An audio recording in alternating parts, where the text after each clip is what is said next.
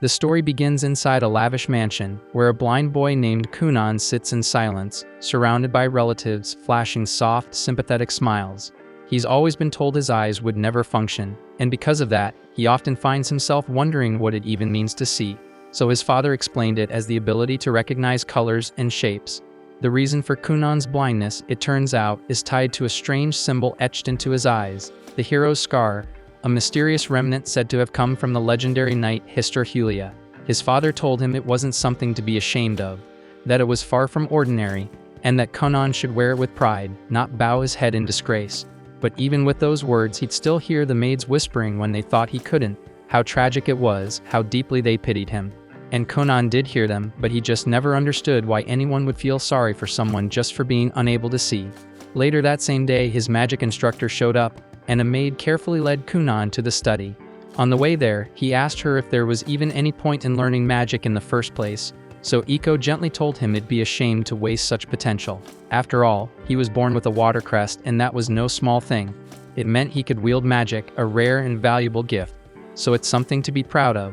But Kunan still didn't see the use, and even if he masters magic, he'll still need someone to lead him around everywhere he goes. When they reached the study, the teacher introduced herself as Genie and said it'd be an honor to teach him. Not long after, they began the lesson, and to everyone's surprise, Kunan nailed the first spell right off the bat. With just one attempt, he conjured a small sphere of water. Of course, since he couldn't see it, he didn't know what it looked like. Genie explained that he had made a floating ball of water, roughly the size of an eyeball. Hearing that suddenly sparked something in Kunan. If he mastered magic well enough, maybe he could create new eyes with his power so he could see. And that tiny idea lit a fire in him. So from that moment on, Kunan held on to one belief. If he trained hard enough, one day, magic might let him witness colors and shapes the same as everybody else. Then one afternoon, while eating lunch, something unusual happened. Kunan got curious about what was actually inside his sandwich, and for the first time, he asked about the ingredients. So Iko happily walked him through each one, describing every detail.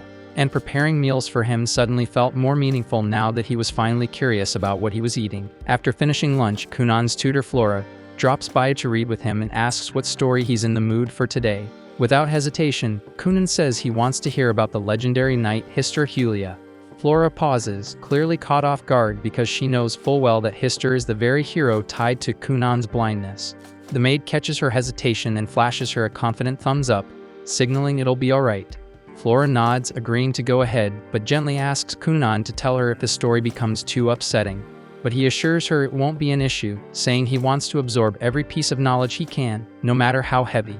As Flora begins recounting the tale, Kunan learns that ages ago, the world's champions clashed in a brutal war against the Demon King. Hyster, hailed as the nation's greatest warrior, managed to strike down the Demon Lord. Though it cost him dearly, he emerged victorious, but with one arm and one leg lost in the fight. Ever since that battle, it's said that some of his descendants are born incomplete, missing limbs, eyes, or other parts of their bodies. So these children are often labeled as the hero reborn or bearers of the hero's scar. But even as he listens, Kunan quietly brushes it off as nonsense.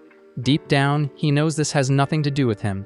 His life isn't some echo of a heroic tale, it's his own. And what truly matters isn't a myth or a legacy, it's what he can accomplish through magic. He doesn't care about some legendary scar. What he cares about is unlocking the full potential of his power. And he's already made up his mind. He'll figure out a way to craft new eyes using magic, no matter what it takes. But the sheer amount of magical training he throws himself into eventually pushes his young body past its limits, and he ends up collapsing from total exhaustion. Iko rushes to his side and hurries him back inside to rest. Once he's had time to recover, Kunan, more determined than ever, realizes he has to step up, both mentally and physically, and passing out from magic overuse just won't cut it for someone chasing a dream this big. So if he wants to wield magic for long stretches without faltering, he needs to toughen up his body as well. Iko suggests he start learning swordsmanship to build endurance and muscle, and also eat more to support his growth. Still, she warns him that everything needs to progress gradually. Piling it all on too fast could do more harm than good. With his mind made up, Kunan dives into his new regimen under the guidance of Master Oro. The training is grueling and leaves him drained, but little by little, Kunan keeps up. The progress is slow, but it's steady, and that's what matters. When it's time for his magic lesson, Ginny arrives at the training field, and Master Oro quietly steps aside to give them space. Ginny approaches and remarks how impressed she is to see him picking up swordplay on top of everything else. Kunan nods, confirming that he's been working at it, explaining that if he's serious about his goal, he's going to need a ridiculous amount of stamina to back it up. Ginny had always seen Kunan as the quiet, brooding type, but today he feels entirely different.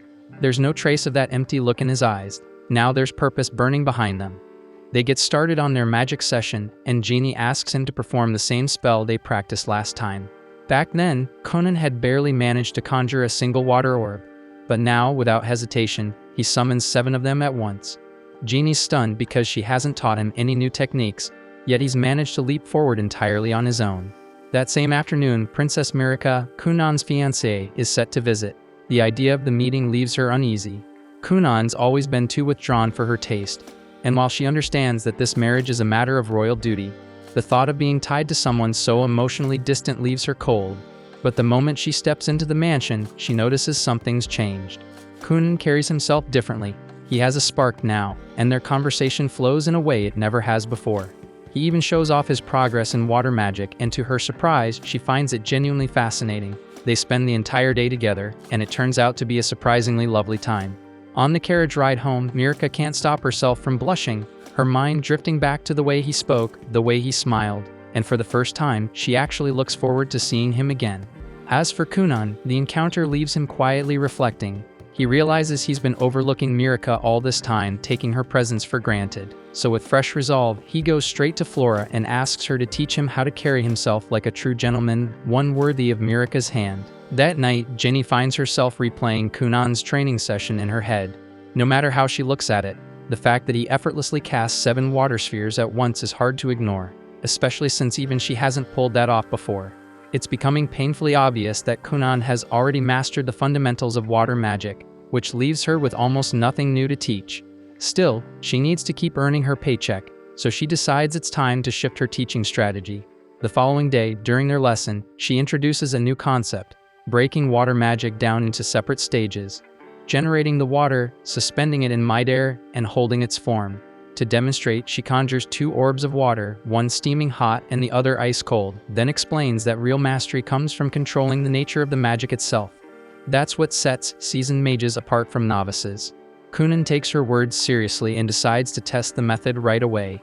He uses his magic to fill a cup with water, then hands it to Iko and asks her to give it a taste. She takes a sip, pauses, and then remarks that the water oddly tastes like apples. Ginny keeps a straight face, but deep down she's fuming. Yet again, Kunan picked up something new almost instantly, before she even had the chance to break it down properly. That evening, Kunan doesn't sleep a wink. He stays up, training non-stop, determined to fully grasp the technique Ginny showed him. He focuses hard on visualizing apples, their shape, their fragrance, every little detail. He gets most of it right, but no matter how hard he tries, he just can't seem to picture their colors. This becomes a serious hurdle. If he can't imagine colors, then creating his own eyes through magic will remain out of reach. But Kunan doesn't back down and swears to keep trying, no matter how long it takes. By the next morning at breakfast, Kunan gives it another shot. He conjures a water orb and gently moves it above the apples sitting on the table. Suddenly, his body jerks upright and his eyes widen in disbelief. Iko rushes to him, concerned, and asks what's wrong.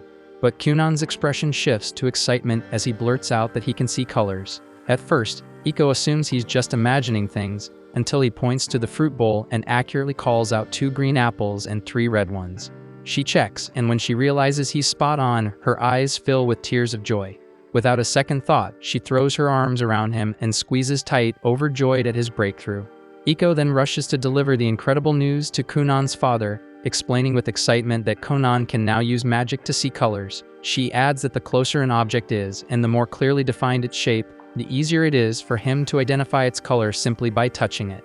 Even more astonishing, she mentions that this ability now lets Kunan read books by tracing the ink on each page and recognizing the color of the letters. Though he hasn't quite learned how to read words just yet, she's confident that it won't be long before he figures that out too. Kunan's father is overjoyed by the update and swells with pride, feeling like his son is finally making real, undeniable progress. The next morning, Kunan decides to surprise Ginny before she arrives by showing off a massive red water orb he created using his magic. He's fully focused, carefully forming the spell, until out of nowhere, his entire family suddenly appears, and the shock completely throws him off. He loses control and the red water explodes in every direction, soaking both himself and Iko from head to toe. The scene leaves him looking like he's been doused in blood, which makes his mother scream in horror and faint. Kunan is left blinking in confusion, wondering what just happened, until Iko calmly explains that blood is red, and seeing her son covered in it probably freaked his mom out a little too much. Kunan's father doesn't waste a second and sternly scolds his son for causing such a scare, and declares that his allowance will be cut off for 2 whole months. Then he turns to Iko and announces that her pay will be slashed for 3 months straight. The moment those words hit her ears, Iko, who lives and breathes for her paycheck, passes out instantly. At the same time, hidden just out of sight behind a nearby bush, Jeannie silently watches the entire scene play out. As she takes it all in, one thought crosses her mind. Kunan is far more gifted than she originally imagined, and at the pace he's growing, she can't help but believe he might one day earn the world's highest magical title, the legendary Cerulean Sorcerer. A few days later, Kunan's father brings up the idea of sending him to school. Hearing that, his older brother Ixio is caught off guard and points out that Kunan's never even set foot outside the estate. Gurion agrees but says that's exactly why he wants him to go, to help his little brother learn how to adapt to the real world. The moment hits Ixio with a flashback from when they were younger, back when he tried to guide Kunan outside to play. Kunan had been nervous, so Ixio offered to hold his hand the whole time. But just as he turned to lead him out, he tripped over the stairs and face-planted. Snapping back to the present, Ixio hides his nerves and assures their father he'll do everything he can to support Kunan. The following morning, Iko watches with amusement as Kunan plays around with a bowl of water. He explains that he enchanted the dish with magic and turned it into a fortune-teller's tool for fun. Iko jumps at the idea and asks him to use it to check if her long-lost youth is still alive. He grins and tells her she's still in her prime. Not done yet, she teases him by asking if he can tell her who her future husband will be. Kunan smirks and says that someone as gorgeous as her will never have a shortage of admirers. Flora watches the two bicker and banter and starts second-guessing whether it was smart to teach Kunan how to joke like that in the first place. Later, Flora starts a lesson with him, all while Kunan keeps cracking jokes like a pro.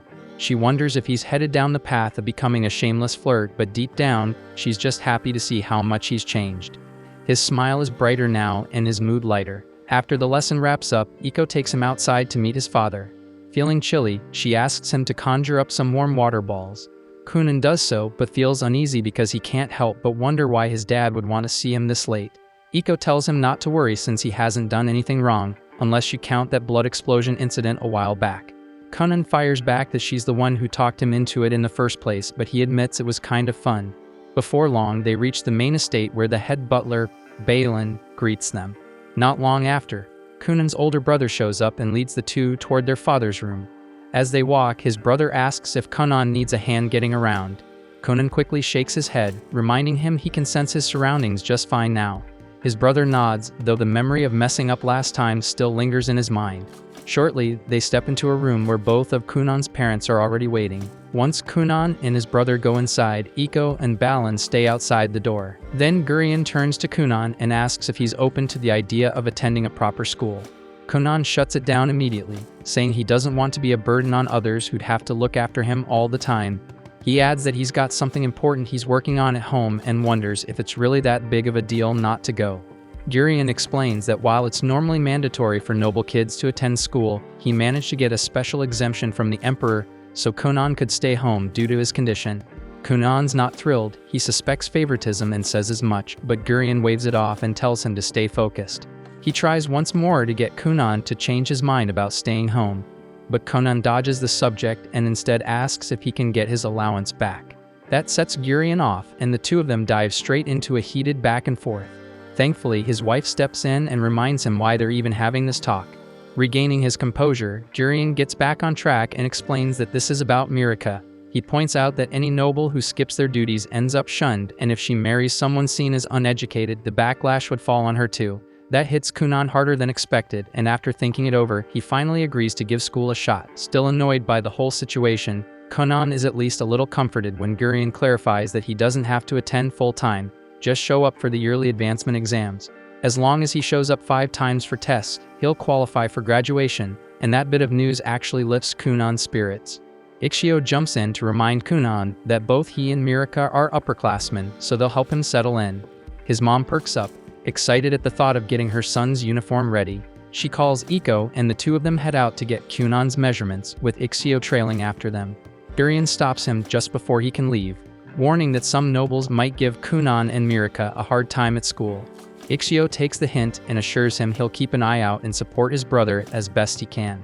The following morning, Kunan tells Mirika he's decided to enroll. She lights up, clearly happy that they'll get to spend more time together. Kunan admits he's a little nervous about being in a brand new place, so she tells him not to worry, she'll make sure he's taken care of. He thanks her but can't help thinking that they might stir up some drama with her fanboys. When he brings it up, Mirika tries to brush it off like it's nothing, which makes Kunan suspicious. He asks if she's even popular at school, and she quickly sits up straighter, proudly saying that 5 guys have a crush on her. Kunan just sighs, realizing he'd better brace himself for dealing with some jealous punks. Afterward, Kunan slips into his uniform, getting ready for his first day at school.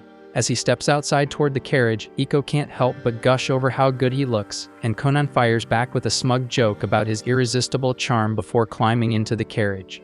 But right before they set off, he casts a water-based spell to coat the wheels in a soft gel. After saying goodbye to his family, Kunan finally heads off toward the city. While they're on the road, Ixio notices how smoothly the carriage is gliding over the rough ground. Kunan explains that he created the spell to absorb all the bumps, pointing out that no one wants to deal with back pain just from a ride to school. Feeling proud of his handiwork, he wonders if becoming a magical technician might not be a bad career down the line. Ixio then checks in, asking if Kunan's nervous, but Kunan shakes his head, saying he's a lot stronger than he used to be. He thanks Ixio for all the support over the years and apologizes for being a burden when his condition was at its worst. He also tells his brother to let go of the guilt over that accident, saying it's in the past now. Ixio's caught off guard, but Kunan stays firm and says that he's ready to keep moving forward, no matter how rough the road gets. Ixio smiles, seeing just how far his little brother has come from those darker days. But then Kunan suddenly takes it up a notch, boldly claiming that he'll live longer than the whole world just so he can enjoy life to the fullest. Ixio blinks, wondering if this new attitude has Iko's fingerprints all over it. As they approach the school gates, Ixio is once again impressed when Kunan accurately senses the people nearby. Eventually, they arrive at the school entrance, and Kunan steps out of the carriage. Mirika hurries up to greet him, only for Kunan to start gushing about how beautiful she looks.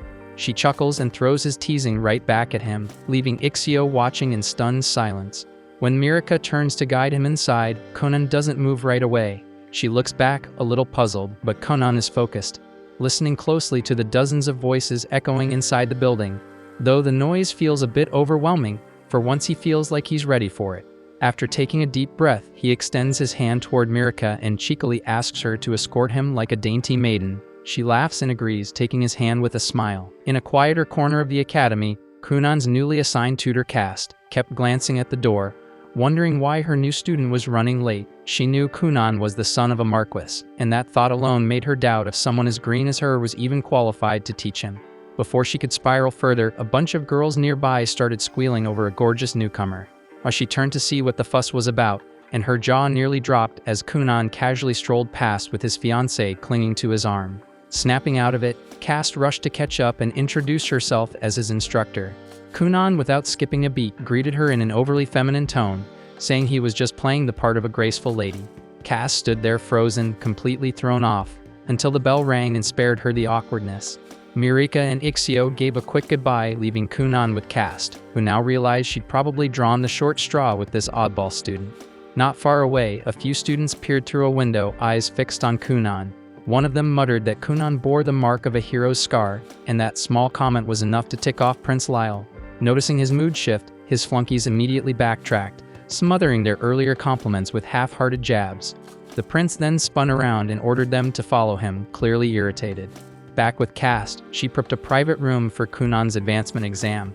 She asked if he understood the basics, and he gave a quick nod. She then went on to explain that although students usually had long breaks between exams, Kunan would be allowed to take his early. Kunan looked puzzled, so she added that his father had pulled strings with the king to make it happen. Kunan casually mentioned that his father was actually pretty tight with the king. Still, he couldn't shake off the guilt that his dad had to use favoritism to pave his way. He turned to Cast and apologized for putting pressure on the school because of his status, but she just acted like she didn't hear it. But Kunan didn't stop. He started venting about the messed up politics in noble society. Trying to change the subject, Cast silently handed him the exam sheet. Kunan didn't even glance at it. and just kept trashing his corrupt father until Caste finally snapped and begged him to leave her out of high society's messed up politics. Sometime later, Caste sits down alone with Kunan's exam papers. After all the ranting he'd done about aristocratic nonsense, she figured his answers would be an absolute mess. But the moment she starts reading, her eyes widen in disbelief because he didn't just do well, he aced the entire thing. Meanwhile, Kunan strolls over to the cafeteria to grab lunch with Mirika. But just as they arrive, Prince Lyle and his entourage block their path. Lyle calls out to his sister, and Mirika immediately starts fidgeting with her clothes, clearly nervous. Curious who's trying to stop her, Kunan steps forward and comes face to face with the prince.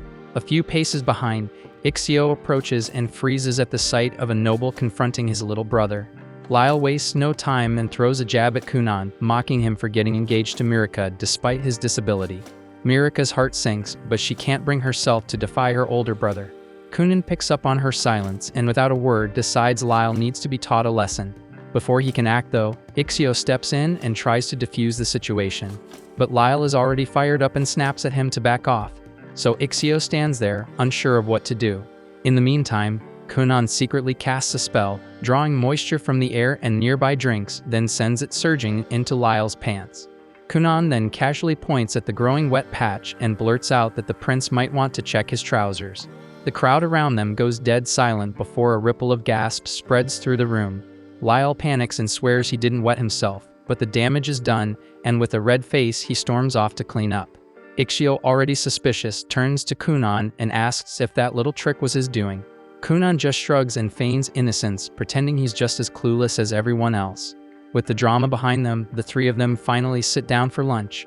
While munching on his food, Kunan asks who that jerk was, and Mirika quietly tells him that Lyle is her older brother. Kunan feels bad for her, wondering why someone like that would treat his own sister so badly. He looks over at Ixio and thanks him for always being a good brother. Ixio forces a smile, but inside he's freaking out because Kunan just publicly humiliated a member of the royal family. Mirika tries to brush it off and tells him not to stress, but Ixio knows deep down that trouble's coming, and somewhere nearby, Lyle storms through the hallway, seething over what just happened. At the same time, while Kunan and his companions are eating, their conversation drifts back to the events from before. Everyone was still scratching their heads, trying to figure out why Lyle had confronted them so openly without even bothering to hide how hostile he was acting. Mirika was the first to speak up, guessing that Lyle's outburst was probably his way of trying to reassert control over her. She reminded them that Lyle was the 6th prince, while she was only the 9th princess, so by default, she ranked lower than him in the royal pecking order. But with her recent engagement to Kunan, that dynamic had started to shift. Kunan bore the legendary hero's scar and had already made a name for himself as a powerful young sorcerer, which meant her standing among the nobles had skyrocketed, and now that Kunan had formally stepped into high society, it was fair to say that both of them now held a higher status than Lyle. Kunan scratches his head, admitting that all this royal hierarchy talk is way too confusing for him to wrap his head around. Mirika laughs and tells him that none of it really matters. What's important is that she's happy to be with him. That makes Kunan smile, and he says he's glad to hear it. Still, he suggests maybe he should go apologize to Lyle just to avoid unnecessary drama later. But the second he says it, both Mirika and Ixio jump in to shut him down, telling him absolutely not to even consider doing something that's stupid. Time flies by, and soon the day of Kunan's final exam rolls around. Before heading out, he fits in a quick training session with Genie.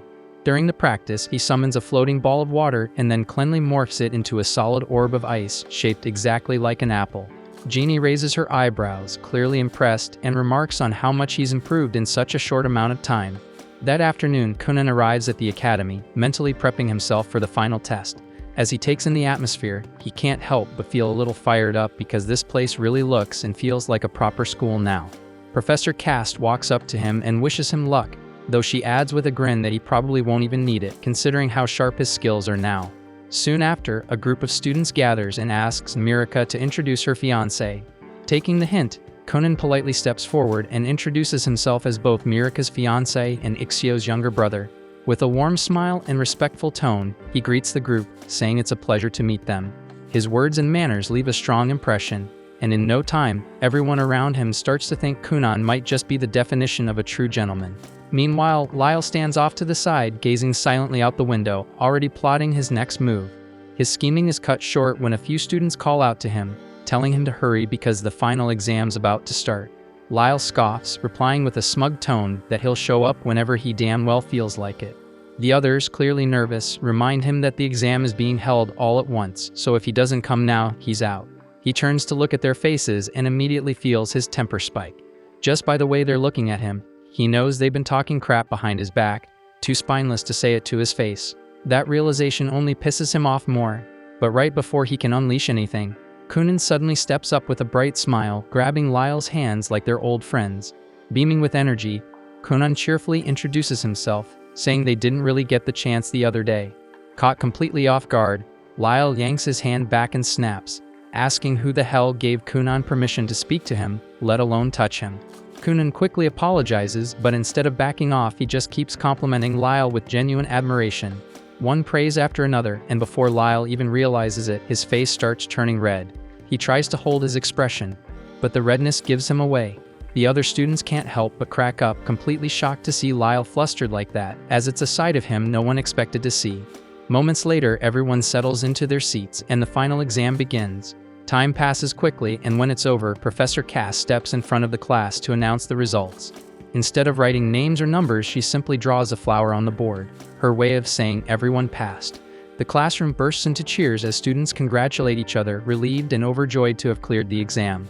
With everything wrapped up, Kunan hops into his carriage and waves goodbye, telling the others he hopes they'll meet again someday. As soon as he returns to the mansion, he jumps straight back into training with Jeannie. She tells him to make a ball of water and split it into 10 equal parts.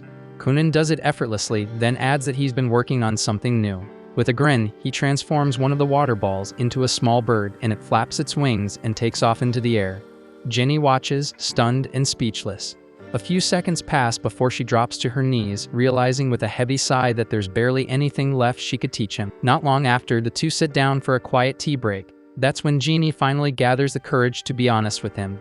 She tells Kunan flat out that she truly has nothing left to teach him. According to her, he's already mastered every form of basic magic, and once he moves on to more advanced spells, he'll easily leave her in the dust. She confesses that it's been like this for a while now. She just kept throwing together odd little exercises, hoping to stay useful somehow. The moment she says that, Kunan bolts upright in protest.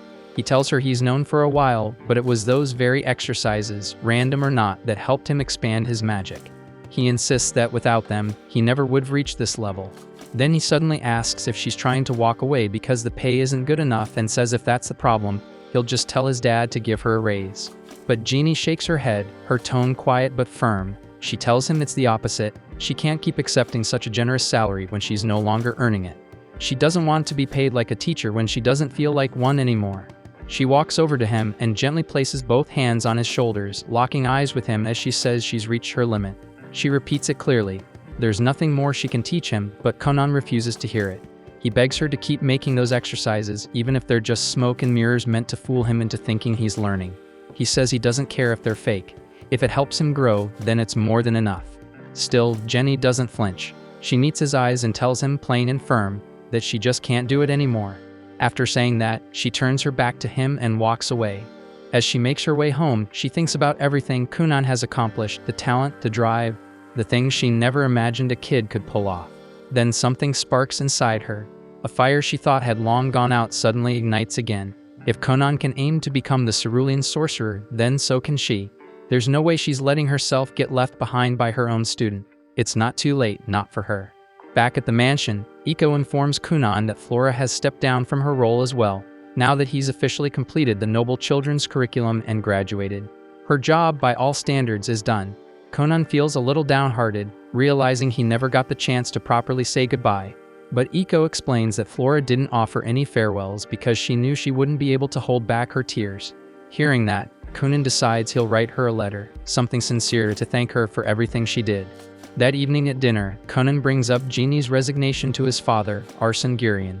He explains how Jeannie felt unqualified to keep teaching him, believing that Kunan deserves someone far more gifted in magic to help him move forward.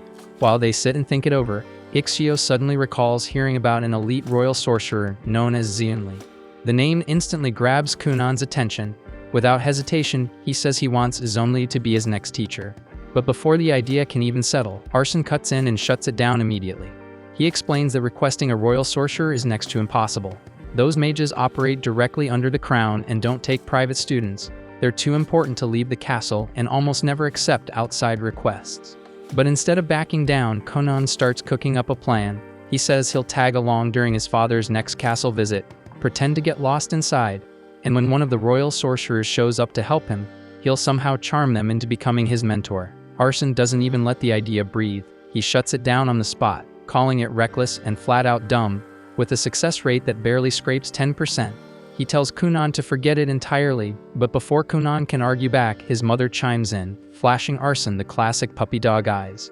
That's all it takes. Arsene folds instantly, groaning as he agrees to bring it up with the king and see what can be done. A few days later, a Grand Master within the castle receives Cunan's formal request for royal tutelage. At first glance, the man barely gives it a second thought and is seconds away from tossing it aside.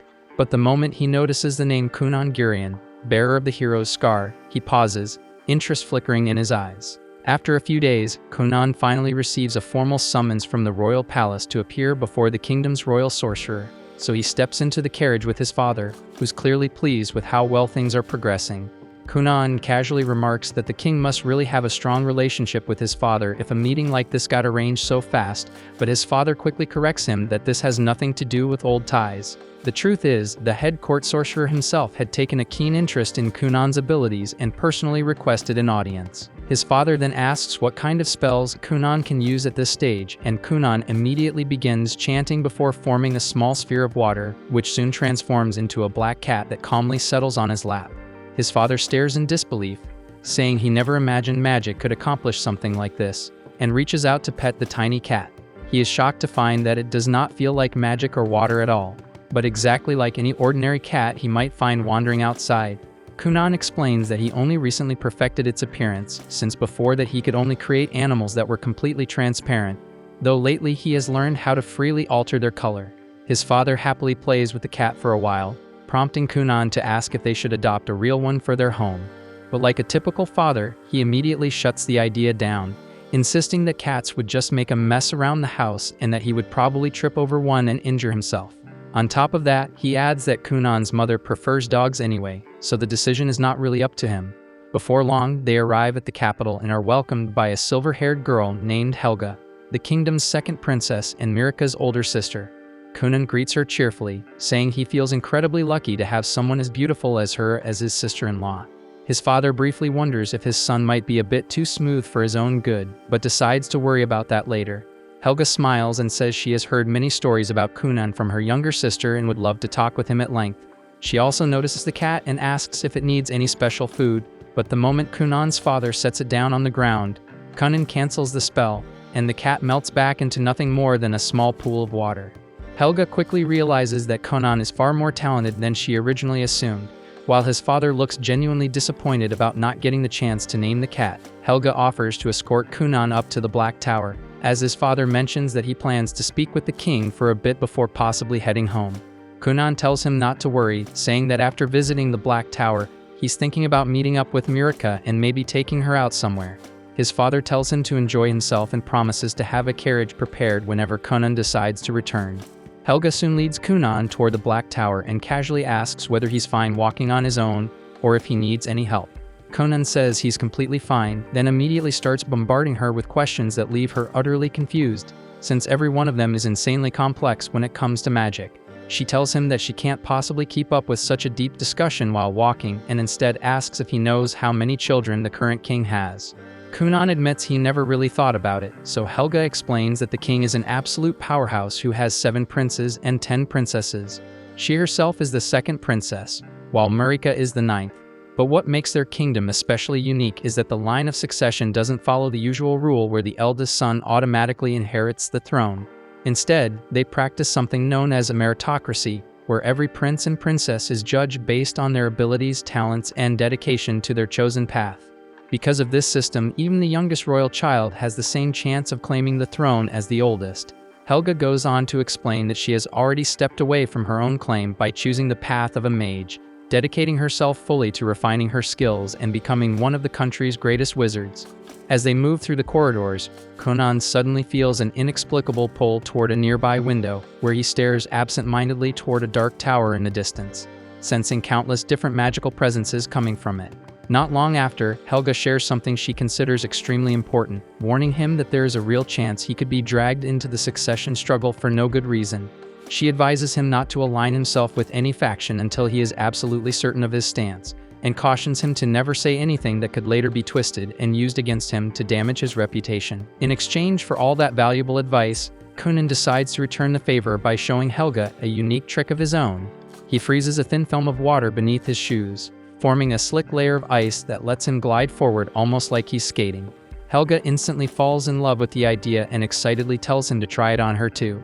Kunan quickly casts the spell again, and before long, the two of them are sliding through the corridors like a pair of reckless idiots, laughing as they go, while the guards scramble to chase them down since they can't risk Helga getting hurt. But sadly for the guards, Kunan and Helga are far faster than expected and manage to leave them behind. Their luck doesn't last long though, as a knight spots them and immediately gives pursuit.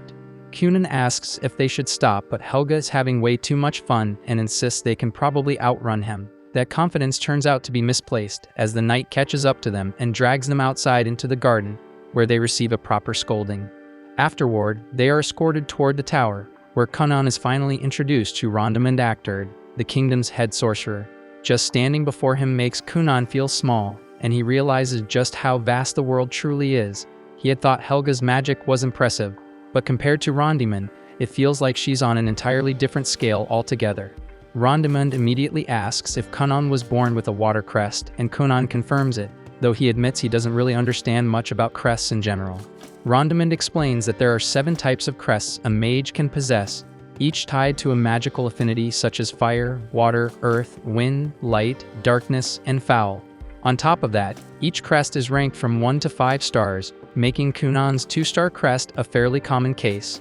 Helga adds that she herself is also a 2-star wind mage. Kunan quickly gets it, joking that he can feel the difference immediately, saying that he and Helga are like American processed cheese, while Rondamund is more like an artisanal wheel of aged Parmesan. Rondamund agrees that the comparison works well enough and then reveals that his own crest is actually 4-star. Right after that, he leads them down to the training grounds below and tells Kunan that he plans to test him a little to assess his magical ability. Kunan feels a bit nervous, wondering if passing this test might mean gaining a royal mage as a tutor, but he doesn't get much time to dwell on it, as Rondamund immediately calls over an older student who also serves as a royal mage and instructs him to display his water magic. The mage chants his spell, and in an instant countless droplets of water bloom into the air, forming an intricate, shimmering pattern. Rondamund turns to Kunan and calmly tells him to overpower the boy's magic with his own. Kunan immediately recalls what Genie once explained to him, that his talent isn't limited to creating water, but also extends to manipulating any water already present around him. Up until now, that has never been an issue, but he has never once tried to seize control of water created by another mage. He realizes that Rondamund has casually thrown him into a situation neither he nor Jenny ever considered, forcing him to adapt on the spot. With no time to hesitate, Kunan decides to try anyway and pushes his will toward the silver-haired mage's water. At first, it feels like it might work, but he quickly hits a wall as the droplets begin to resist, firmly held in place by the other mage's magic. Rondamund watches closely, clearly intrigued by what might happen next. Kunan refuses to give up, pouring all his strength and stamina into the attempt to force control. To everyone's shock, Kunan manages to tear 2 of the water spheres away from the seasoned mage before the spell is finally shut down. Kunan collapses to his knees, gasping for breath, while the silver-haired mage honestly admits that he never imagined a mere boy could wrest control of even 2 water spheres from him.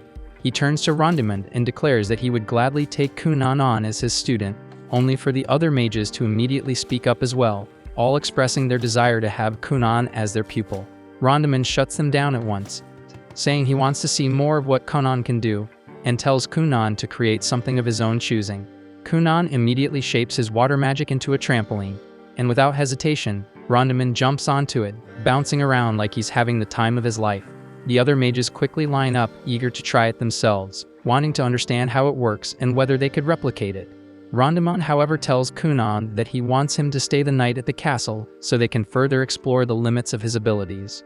Kunan apologizes and explains that he already has plans, since he has a date with Mirika and needs to take her out to dinner that evening. Right then, Helga asks if he can create any other animals with his magic or even humans. Kunan answers that he can do both and immediately forms a human-shaped doll made of water magic, modeled after his maid. It isn't fully perfected yet, so the figure is still slightly translucent, and he hasn't fine-tuned the movements either, which makes it a bit awkward for now. The young mage then asks if the doll can actually do anything, and Kunan brings up the time he tried to make one fly, though it didn't go over well since the doll ended up looking pretty stupid while doing it. Rondaman instantly takes interest, leaving Kunan no choice but to demonstrate. He starts messing around with the doll, sending it flying back and forth through the air repeatedly, which ends up scaring half the people in the castle. This earns him yet another scolding, followed by a round of apologies from everyone involved. Before long, the sun begins to set, and Rondaman tells Kunan that he has officially passed the test and that he will personally assign him a sorcerer to help refine his control over magic. Kunan is thrilled by the news and rushes to tell his father, who is far less pleased after hearing that his son has already caused trouble twice in just a few hours. He scolds Kunan for being reckless with his magic before storming off. Not long after, his father leaves to return to their mansion, leaving Kunan behind with Helga. She quickly realizes that Kunan needs to head to Mirika or he'll end up late for dinner. Helga suggests that they use magic to get there faster, otherwise they won't make it in time, so they decide to try a little experiment. Kunan creates a large bubble of water, and Helga uses her wind magic to push it forward, sending them soaring through the sky like they're riding a magic carpet, reaching the area near Mirika's chambers in no time at all. Unluckily, Helga forgets to slowly ease off her magic and cuts it completely, causing them to plummet straight down. They end up getting caught by the knight Dario for the third time that day, who is visibly fed up and delivers yet another long lecture, while Mirika waits nearby in her dress, still expecting her Prince Charming to arrive. Mirika's a wreck, pacing like she's got a storm raging under her ribs, wound up tight and almost certain Kunan's ditched her. The maid does her best to keep things calm, suggesting he probably just got stuck at the academy, nothing more. Thankfully, before the panic hits full tilt, a knock breaks the tension. The maid rushes to answer, and there stands a guard, announcing that Kunan's finally here and waiting outside for the princess. But when she turns around again, she gets shocked to see Mirika already sprawled on the couch, sipping her tea as if nothing happened, cool as a queen who hadn't just been spiraling 2 seconds ago. Before the maid could even open her mouth, Mirika had already slipped out the door, power walking her way straight to her fiancé. She spotted Kunan waiting at the bottom of the stairs, where he immediately apologized for showing up late, then hit her with some smooth talk, saying the moon looked stunning tonight, despite being blind as hell. He reached for her hand, which she gave with a soft smile, and just like that, he led her to his ride and whisked her off to a high-end restaurant. Once they stepped inside the place, the staff wasted no time offering them some overpriced sparkling water, fancy stuff only people with actual money would entertain. Not that it mattered, because these two weren't exactly scraping coins. As they settled in and started sipping, Mirika's maid quietly observed Kunan's polished posture and the way he carried himself. Pure noble vibes. Mirika broke the silence first, asking if he'd had time to swing by the Black Tower today. Kunan lit up at the question, sharing how he actually met her older sister there, and that every mage he encountered was straight up incredible, especially the second Princess Helga. He added that he passed the mage assessment too, though he still had no clue who his mentor was gonna be. The guy kept laying on the charm throughout the night, and Mirika was clearly vibing with it, even if her maid still found some of it kinda cheesy. But hey, young love's messy like that, so whatever. After dinner, Kunan hit her with something bold. He gently held her arm and told her that while this kind of dinner might only happen once in a while for now, but after they got married, he'd make sure every damn night felt just like this. Even the maid, who usually rolled her eyes at this kind of thing, was caught off guard. Maybe those hours spent watching overly dramatic romance clips online weren't such a waste after all, because even she had to admit, Kunan might not be such a cringelord after all. Mirika kept her composure like a proper noblewoman, calm and graceful the whole way back, until the door shut behind her. The moment she stepped into her room, all that elegance vanished. She spun around and collapsed onto her bed, giggling like a kid, heart racing as she replayed everything Kunan had promised her, and she couldn't stop smiling. A couple days later, Kunan made it back to his mansion. He was tucked away in his study, busy scribbling down a report when Iko's voice rang out from the yard. She was knee-deep in laundry and called out for a hand. And right away, Kunan raised his hand and whipped up a bubbly storm of enchanted water that blitzed through the grime in seconds. Iko gave him a quick thanks, but Kunan just sighed, saying he was in the middle of wrapping up that report and now it'd be delayed. Iko rolled her eyes and told him to quit being such a shut-in bookworm, but Kunan explained that he needed to get it all down while it was still fresh in his head. Iko shot back that nerds don't get girls, and if he kept hiding from the sun like some cave troll, he was going to end up short and scrawny. Kunan paused as the brutal truth hit him that girls really do go for tall guys. But Iko leaned in with a teasing smirk and said she'd still pick him as long as he was packing heat where it counts. They ended up chilling under the shade of some drying linens, and Kunan casually asked if a reply had come from the Black Tower yet. It was still radio silence, and it looked like they hadn't picked his tutor. But just a few days later, like magic, a letter showed up. To his surprise, the letter revealed that none other than Zunli, the devilishly charming archmage himself, had been assigned as Kunan's mentor. Kunan wasn't sure what to think. He'd only ever heard stories about the guy from his mother. But Iko is fangirled hard, swearing up and down that Zunli was the hottest man alive, and immediately started spiraling about her weight and hair, panicking over how she'd look if she accidentally bumped into him. Meanwhile, over at the castle, Helga paid Mirika a visit and casually dropped the news that Zunli had been selected to teach Kunan. Mirika lit up with excitement, thrilled that Kunan would be learning under the best of the best. Helga, on the other hand, let out a sigh and admitted that she had secretly wanted the job. Kunan was way more fun than most students, and teaching him would have been a blast. While walking through the corridor, Mirika catches sight of her two older sisters, Everil and Lydalia, standing there with smug smirks plastered on their faces. She halts instantly like a deer in headlights, but luckily Helga's right by her side, which helps her keep it together. But Eve just has to open her mouth, pretending she's concerned while clearly trying to stir shit, throwing a jab about how everyone's been buzzing about Kunan lately. Then she drops the bomb, saying they're not even married yet, just engaged, so Kunan technically still has the freedom to fall for any other princess he fancies. That jab hits Mirika right where it hurts, making her visibly uncomfortable. But Helga doesn't let it slide, and she claps back without hesitation, calling both sisters washed-up F-tier nobodies, saying even if Kunan had working eyes, he still wouldn't waste a glance on them. That shuts them up real quick, their cheeks burning red with rage before they storm off, snapping that Helga should stop acting like a thug and try acting like a proper princess for once, especially since she's already been written up by a knight 3 times. Back at Kunan's estate, he's sipping on tea with Iko, his mind drifting as he tries to picture what his new teacher might be like. Meanwhile, Iko's off in her own world, blushing hard just thinking about Zunli and how she'll finally get to see him in person. Out of nowhere, a carriage pulls up outside. Mirika steps out first, catching Kunan completely off guard with her surprise visit, but he doesn't waste a second before turning on the charm, laying it on thick about how he needs mental prep to handle being near someone so beautiful. What he doesn't realize is that Zunli is still sitting inside the carriage, silently listening to every cringeworthy line, wondering what kind of mess he just got himself dragged into. Kunan, of course, is still going off, even making weird comments about how Mirika probably changed her soap. Eventually, Zunli's had enough and steps out of the carriage. Kunan freezes and instantly picks up on the overwhelming shift in presence and knows without a doubt that this man is Zunli. Iko, meanwhile, is having a silent meltdown, but Kunan's too focused on the pressure rolling off Zunli like a storm cloud. His magical aura alone is enough to rattle anyone, and Kunan instantly knows that this guy isn't just strong. He's on a whole different level, leagues beyond any mage Kunan met at the Black Tower, and he might even be stronger than the Grand Master himself. Mirika notices the look on Kunan's face and asks him if something's wrong, but he brushes her off and steps forward to greet Zunli, introducing himself properly. Zunli casually shrugs and says he couldn't care less, making it clear he has zero patience for bratty kids. Iko, meanwhile, is baffled how a mage can be this damn rude. Yet somehow that bookworm brain of hers finds it kinda attractive. Zunli doesn't sugarcoat it. He flat out says he never asked for this babysitting gig and that the Grand Master basically dumped it on him.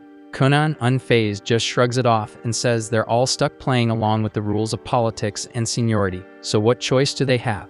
Dario takes that moment to introduce himself properly as Mirika's personal guard, while Kunan gives him a quick apology for all the chaos he stirred up earlier. They eventually gather for some tea, but Zunli's clearly not thrilled, especially with how Mirika and Kunan keep tossing flirty remarks back and forth.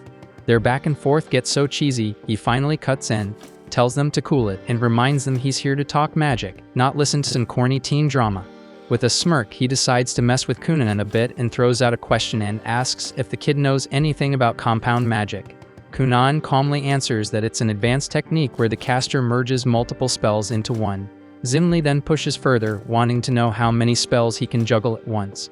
But the answer that comes next catches him way off guard. Kunan tells him he can pull off 31 spells at once and sometimes push it to 32, though he admits it gets shaky there. Zunli actually perks up at that and admits even he can't go beyond 50 spells, which blows Kunan's mind since he didn't think anyone could hit that number. Zunli asks him how the hell he broke through the 20-spell ceiling. Most people hit a wall there. Kunan just shrugs again and says he stacked a bunch of spells together like building blocks, one on top of the other. Zunli can't help but be impressed because he didn't expect someone to figure out that kind of technique on their own.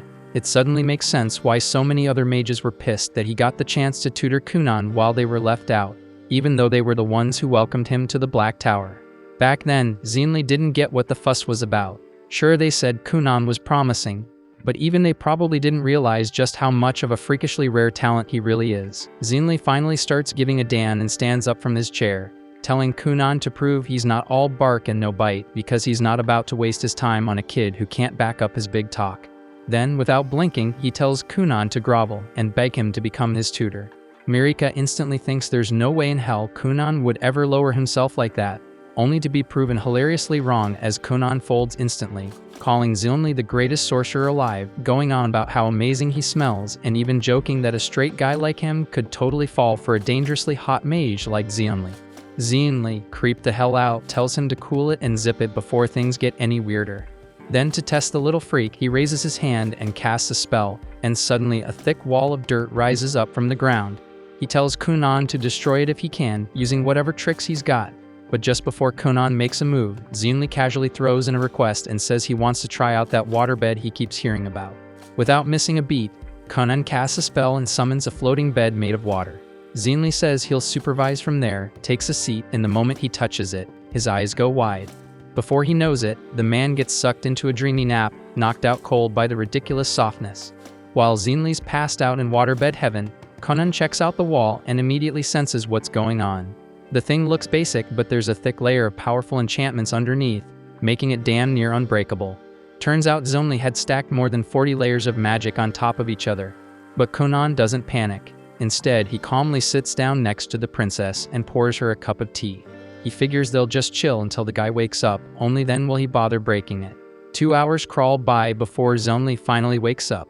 Rubbing his eyes as the sun dips below the horizon, he looks around, sees his wall still standing, and asks if Kunan gave up.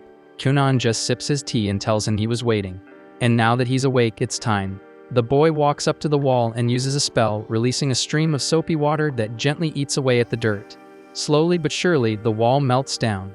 Zunli watches, grinning, realizing Kunan didn't try to brute force it like most idiots would. Instead, he picked the clever route, and that moment seals it. Zunli officially takes him in as a student and tells him to be ready. Starting tomorrow, they'll be diving headfirst into every experiment he's got lined up. The next morning, Zunli rolls in once again with Princess Mirika at his side, loudly declaring Kunan the luckiest kid in the entire kingdom for having the privilege of studying under its most elite mage. Kunan, already a pro at shameless flattery, doesn't miss a beat, throwing himself into it and gushing that he's clearly the luckiest guy alive to be taught by the most outrageously handsome man in the whole empire. Zunli smirks, clearly eating it up, but warns that today's session isn't going to be a cakewalk, so Kunan better not expect any special treatment. Kunan throws himself into a full-on soap opera performance, clutching his head dramatically and whining that if Zunli went easy on him, he'd assume the love was gone. Zunli gives him a side-eye, slightly creeped out by the clingy little weirdo, tells him to chill the hell out, and drags him inside. But the second they step into the room, Kunan's buzz crashes. Turns out, today's lesson is just copying Zunli's chicken scratch memos into clean, legible documents. Kunan instantly realizes what's happening. Zunli's just dumping his paperwork on him out of sheer laziness. Kunan was all hyped to dive into cool new spells, and now he's stuck playing secretary. Still, he knows there's no getting out of it, so he sucks it up and agrees. Zunli then waves the rest of the gang off, claiming the papers are top-secret national intel that only he's allowed to see. Kunan turns to Mirika, apologizes for the delay, and promises to be back with her as soon as he's done. Mirika gives him a smile and heads out with the others. Once they're gone, Zunli casually tells Kunan to recreate that waterbed he whipped up yesterday. Kunan casts the spell with ease, forming a soft, warm water mattress. Without a word, Zunli flops onto it and knocks out instantly, snoring like he's clocked out from life, and Kunan sighs and gets to work. Meanwhile, outside in the gazebo, Mirika pulls Iko aside and quietly confides that she's been secretly training with a sword the past few days but swears her to keep Kunan in the dark. Iko's taken aback since it's pretty rare for a princess to pick up swordsmanship, but she nods and agrees to stay silent. Shortly after, Mirika suits up, grabs her wooden sword, and steps out onto the practice grounds to spar with Dario. It's obvious she's still green, but she's picking things up fast, driven by a fierce desire to improve. She's determined to become someone worthy of standing beside Kunan. She knows he carries the hero's mark, meaning fame and glory are basically guaranteed for him. So if she wants people to see them as equals, she'll need to earn her place with skill and strength of her own. Back upstairs, Kunan's still hunched over the ancient parchments, trying to make sense of the cryptic mess. The handwriting is so atrocious it's nearly impossible to tell if he's looking at letters or some deranged attempt at a diagram. While he's in the middle of wrestling with one especially indecipherable memo, Zunli finally stirs from his nap, looking fully recharged. He glances over at Kunan and asks how far along he's gotten. Kunan replies that he's about halfway through, but instead of getting a pat on the back, Zunli fires off a jab, saying even a blind guy could work faster than him. Kunan fires right back, saying anyone would go blind trying to read that garbage. He says Zunli's handwriting is so bad even a mud-covered worm smeared across the page would look more legible. Zunli scowls and tells him not to insult his masterful script by comparing it to lowly insects, but Kunan just shrugs and warns that he's definitely sending an invoice for all the unpaid labor he's been stuck with. Zunli tells him not to get cocky, that this is part of his training. Kunan looks confused until Zunli explains that reading from a book gives temporary knowledge, the kind that fades over time. But when your brain struggles to interpret something, and your hands physically write it down, the info sticks deeper, it becomes knowledge that's harder to lose. Kunan finally understands the point, giving a quiet nod as he realizes this roundabout method is still a form of training, even if it feels completely ridiculous. As evening rolls around, Zunli gets ready to head out again. He tells Kunan to make sure the rest of the work's done before his next visit. But just before he steps out, Kunan stops him and asks about some weird-looking markings on one of the memos, and they kinda look like a spell. Zunli pauses, thinking it over, and says it'd be faster to show than explain.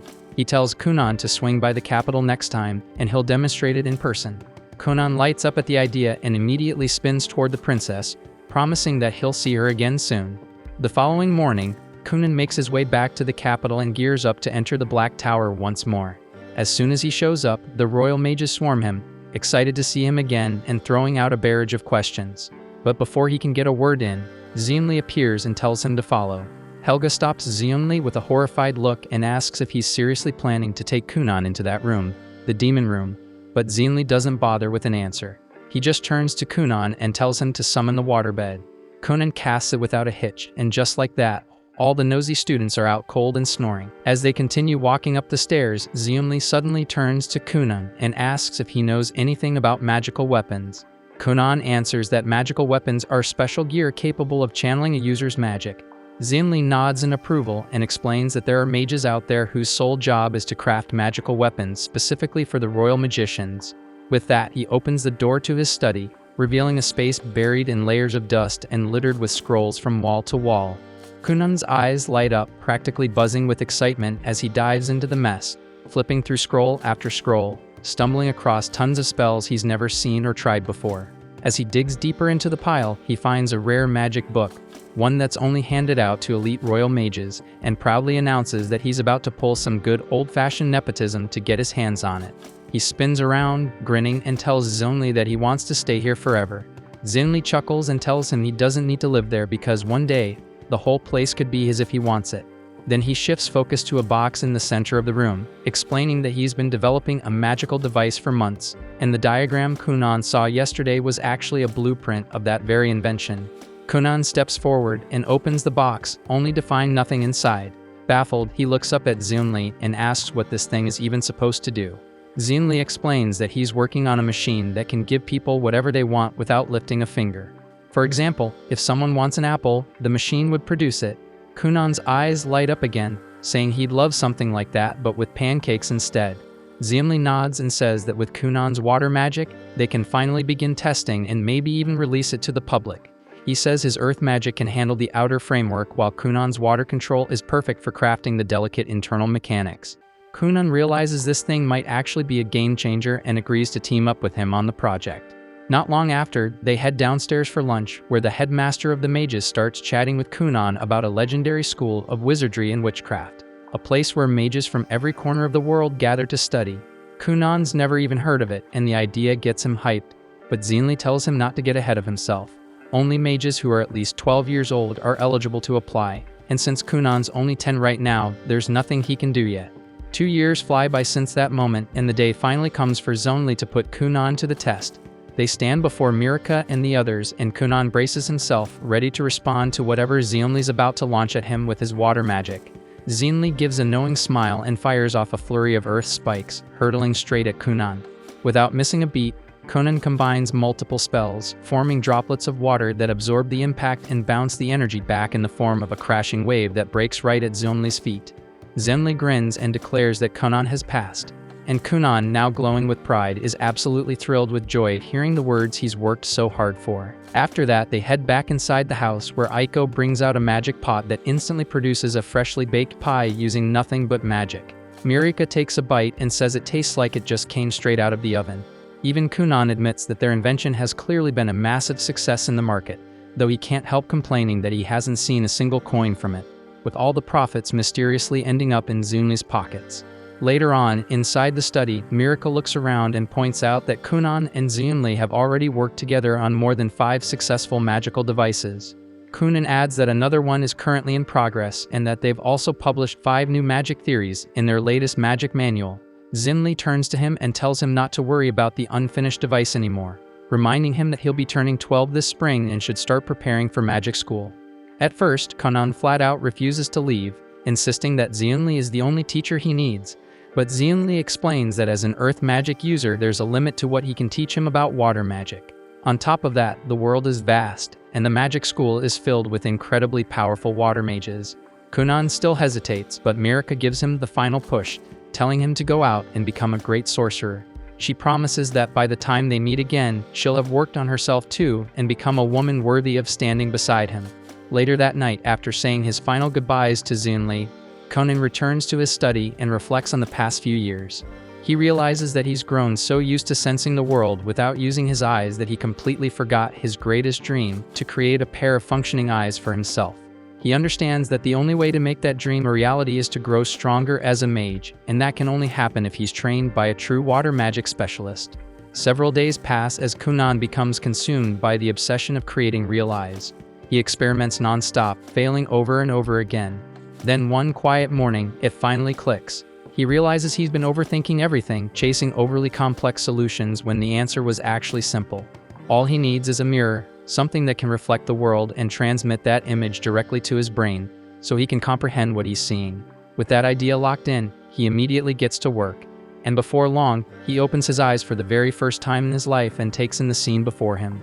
Tears begin to fall, another first, then he slowly walks around the room, staring at the books, then moves toward the window to see his own reflection. And that's when he notices a massive insect monster standing silently at his back. To his shock, the crab just stands there like a statue. And after a short while, Kunan starts to realize that this thing isn't really dangerous at all. Shrugging it off, he turns back to his invention and uses magic to summon a mirror right in front of him. Ever since he chose the path of magic, he'd made a personal vow. Once he finished crafting himself a new pair of eyes, the first thing he'd do was take a good, long look at the one person he couldn't stand himself. He remembers how his parents and the servants constantly went out of their way just to make sure he didn't end up hurt. As the mirror takes form, he finally opens his eyes and stares hard at his reflection. He notes that he's not very tall, and he doesn't even have the start of a beard, but then again, he's still just a kid. He turns back to the crab and tries to strike up a conversation, but the crab stays dead silent, still staring forward, completely motionless like before. Kunan calls out for Iko, and she shows up instantly without wasting a second. She doesn't even spare the crab a glance and jumps straight into asking Kunan if he needed anything. Then she spots a strange floating orb of magic next to him and, more importantly, sees that his eyes are open. Her eyes light up as she excitedly asks if he actually pulled it off and gave himself working eyes. Kunan grins and nods, and Iko immediately launches herself at him, cheering and hugging him hard. But in the process, she knocks the magical orb into the air, which spins wildly and leaves Kunan dizzy as hell. Laughing, she insists they tell his dad right away and says she's making a huge dinner tonight to celebrate him. Kunan looks back at the crab again, still staring with that same blank face, and briefly considers asking Iko to toss it in the pot and serve it up for dinner. He turns back toward her, then suddenly notices something strange. She seems to have a horn sticking out of her head. He squints and asks if she's seriously got a horn on her head. Iko laughs and tells him that the horn only pops up when she's pissed off, but disappears when she's feeling good. Kunan doesn't really know how to take that, but for some reason he can't picture Iko in his head with a horn at all. Then it hits him, if he's serious about leveling up his cold approach game and becoming a real natural charmer, he's got to start practicing now. So without missing a beat, he starts flirting, telling her the horn gives her a surprisingly fierce look. Iko stares at him, totally unsure how to respond to that, so they both just head outside like nothing happened. This is the first time Conan can truly see the outside world with his own eyes, and he stands out in the open field, staring ahead at a breathtaking view of wide grassy plains, distant mountains, and a castle standing proudly in the center. But strangely enough, what he sees isn't what any normal person would. Instead, all the colors look flipped, like the settings are messed up and never calibrated properly. The sun appears pitch black to him. The bright blue sky looks like a faded purple, and the grass has turned into a pale, lifeless blue. Even Kunan feels uneasy because none of the books ever mentioned a black sun or a purple sky, and something clearly feels off. Iko walks up behind him, helps him put on a cloak to shield him from the cold, and tells him they should head toward his parents' manor to share the good news. Kunan finally decides to ask the question that's been bothering him for a while and asks if she can see the giant crab standing right behind him. Iko assumes Kunan is just spinning some fantasy nonsense and tells him that if he's making up a story, he should at least make her sound really cool in it. Kunan quickly realizes there's no point arguing with this woman, so they keep walking across the meadow, crab included, toward his father's manor. He knows the experiment was a huge success since he can see the world now. Still, something keeps scratching at the back of his mind, making him feel like something went wrong during the process, and that he shouldn't be seeing some of the things he is. Once inside the manor, he finally sees his brother for real this time, and his mother and brother are both overwhelmed with happiness when they hear that he can finally see. His mother breaks into tears, smiling as she looks at him, while his brother praises him for accomplishing something no one has ever managed to do before. Kunan, however, can't really focus on all this emotional nonsense because what he sees is wild. His brother has a stunning pair of wings, looking like he just walked out of a pride parade. Meanwhile, his mother's eyes are two completely different colors. Kunan thinks they both look cool as hell and wonders why nobody ever mentioned any of this to him before. He tells his mother she looks like a heroine straight out of a princess play and admits that even his brother looks ridiculously cool too. He turns to his brother and bluntly asks if their parents are some kind of discount angels. But like everyone else in this family, his brother treats direct questions like a personal attack and shrugs, saying he doesn't really know. Kunan then turns to Iko and asks if people in this world can actually grow wings, only for her to dive into an overcomplicated explanation that answers everything except the question. She tells Kunan that everyone is born with wings, and he's just now unlocked his by reaching his full potential. At that moment, Kunan realizes he's completely surrounded by lunatics. He decides that the crab, the horn, the weird eyes, and the random feathers are all hallucinations, stuff only he can see, which clearly means something's messed up. Suddenly, he hears his father running into the room, and wonders what kind of absurdity he'll see this time. And sure enough, his dad looks like he walked straight out of a messy game show punishment. His father joyfully congratulates him on the achievement and says he'll be sending word to the capital right away about Kunan's success. Everyone eventually clears out, leaving just Kunan and his brother behind. Kunan figures this is his shot to get some real answers and casually asks if their dad's always been such a dripping slime ball. His brother instantly tells him to shut it, warning that if their father ever heard such brutally honest words, he'd probably start bawling on the spot. Kunan just sighs and smirks, thinking how the combined weirdness of this family couldn't power a broken desk lamp. He decides it's best to save all serious questions for someone with a functioning brain like his teacher. The following day, his prayers are answered. A royal carriage rolls in from the capital, carrying Princess Serdario and Xionli himself. Conan rushes down to greet Mirika and welcomes her to the manor with open arms. Mirika is practically glowing with joy. Thrilled that Conan can finally see again, she praises him for accomplishing something no one else ever has. But Conan still keeps his eyes shut tight, terrified that his future wife might look like a bug-eyed disaster. Mirika gently tells him to open his eyes, wanting him to see her for who she truly is. Conan slowly opens his eyes and looks at her properly. He notices her dignified posture, her beautiful blonde hair gleaming in the sunlight like countless strands of gold, and her smile, soft and composed in a way that feels almost unreal. Just when he starts thinking that at least his fiancée doesn't have anything strange going on, he spots a single feather resting right on top of her head. He lets out a tired sigh at this absolute nonsense, but Mirika misunderstands it completely and starts feeling insecure, thinking he didn't like what he saw. Kunan immediately switches on his natural charmer instincts and reassures her, comparing her to a dove's feather drifting freely through the sky. Right then, Dario steps out of the carriage and casually adds that this dove has been improving rapidly with the sword, and at this point she's more of a hawk than a dove. Kunan then notices a stunning, ethereal sword resting on Dario's back and instantly asks about it. Dario, however, assumes he's talking about his regular weapon and starts rambling about the steel, how it was forged in fire, and how he once saw the process himself. Kunan quickly realizes that the glowing sword isn't real at all, and that his eyes are just messing with him again. Suddenly, he hears Zunli's voice behind him and looks up, only to be blinded by an overwhelming golden light pouring off him, so bright that he can't make out anything through the glare. Kunan shields his eyes and asks if he's really the teacher, saying he can't see a damn thing because of how bright he is. Zunli assumes Kunan is just flattering him and replies proudly that he's always radiant, overflowing with brilliance. Kunan has no idea how to get these self-absorbed idiots to understand what he's actually saying. Still covering his eyes, he tells Zunli that he needs to talk to him in private and manages to drag him into a separate room, where he finally explains everything he's been seeing. Zunli just bursts out laughing at how ridiculous it sounds, unable to believe that Kunan sees Mirika as a girl with a random quill sticking out of her head. Kunan snaps back, telling him not to brush this off because he definitely doesn't want to marry Mirika while he's stuck walking around with a giant crab at his side and his future wife has a feather on her head for no reason at all. Zunli starts thinking about why Kunan's seeing the world in colors that don't match reality. After a moment, he narrows it down to two possible explanations. 1. Kunan might have unlocked the ability to perceive the shape of a person's soul, which would mean that the crab is a direct manifestation of his own.